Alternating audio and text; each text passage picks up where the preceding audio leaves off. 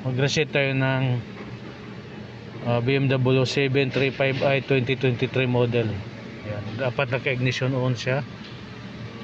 Yan. Tapos i-press natin to. Wala kasi siyang BC. Dapat may BC switch sa iba BC switch. Ito wala. Ang gagawin natin dito yan, pipindutin natin ng siguro 15 seconds or 10 hanggang sa lumalabas yung well service. Yan.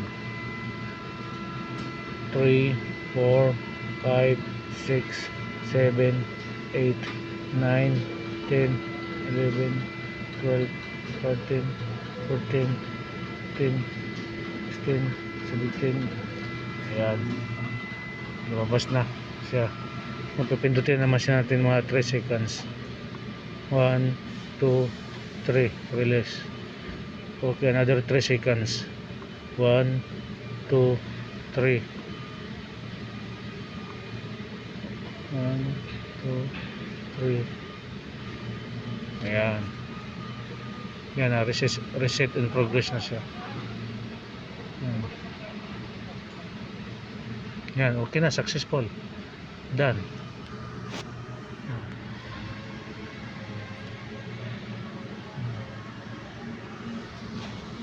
Ganun lang sa mga BM na ganito model na walang BC switch, dito lang yan.